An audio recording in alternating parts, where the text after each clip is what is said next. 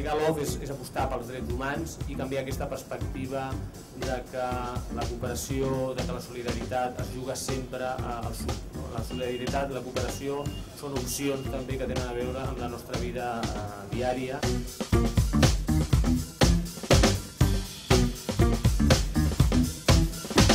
Aquest off de l'interruptor té conseqüències no de les grans empreses nord-americanes o no d'empreses espanyoles. Jo crec que és molt important explicar les implicacions de coses que tenim aquí al costat, no? I Endesa és, per exemple, la propietària de totes les conques hidrogràfiques de Xile. I bé, això estan privatitzades allà, les conques hidrogràfiques, i la política energètica de Xile la marca Endesa. I això té unes conseqüències en els pobles indígenes. La construcció sistemàtica de preses a les conques hidrogràfiques de Xile té unes conseqüències en la població, els maputxes, etc., que són absolutament, diguem-ne, expulsats de les seves llars.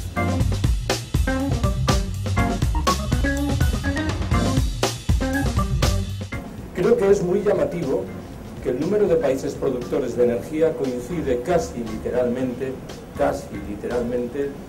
con la figura de eso que hemos dado en llamar los estados fallidos, situaciones sociales tétricas, gobiernos autoritarios que violentan los derechos humanos, agresiones medioambientales sin cuento y sobre todo guerras.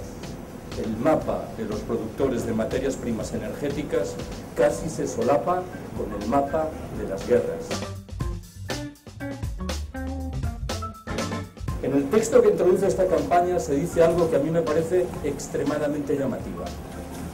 Los países africanos que no disponen de petróleo y de gas natural han experimentado un desarrollo 4 veces superior a los países africanos que disponen de esas materias primas energéticas.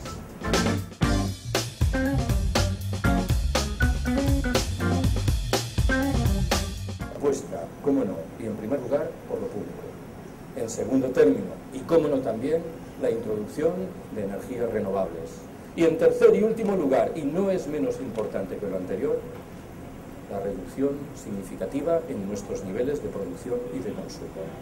Creo que ha llegado la hora de plantar cara a toda la mitología que rodea a las presuntas virtudes del crecimiento económico.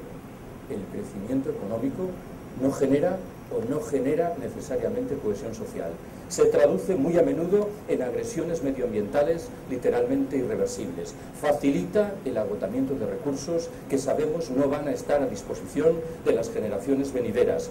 Propicia la ratificación de viejas relaciones de exclusión y explotación en los países del sur y, en fin, permite el asentamiento de lo que algunos autores llaman un modo de vida esclavo que nos hace pensar que seremos más felices cuantas más horas trabajemos, más dinero ganemos y, sobre todo, más bienes acertemos a consumir.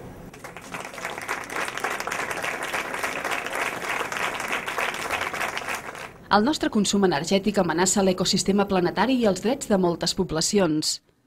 El petroli costa la salut a molta gent. La majoria dels països productors de petroli estan en guerra i en molts es violen els drets humans. Cada vegada som més dependents d'un recurs escàs. El petroli és malaltia, guerra, dependència, destrucció i fam. Utilitza la bici o transport públic, comparteix cotxe, tria el tren davant de l'avió i estalvia desplaçaments innecessaris. També depèn de tu. El que vol reivindicar la campanya molt breument és que els nostres actes, les nostres opcions com a consumidors al nord, començant pel transport públic, perquè segurament és la part del lleó del consum energètic, doncs compten. Si anem sumant el compromís d'agafar el transport públic, el compromís de deixar el cotxe, el compromís de no fer desplaçaments innecessaris, això anirà sumant i d'alguna manera posarem un element més a sobre la taula, a banda de les necessàries polítiques públiques que s'han de fer per tenir aquest transport públic o per penalitzar un cert tipus de desenvolupament. Jo crec que l'exemple dels cotxes comencem a arribar una mica al surrealisme, no?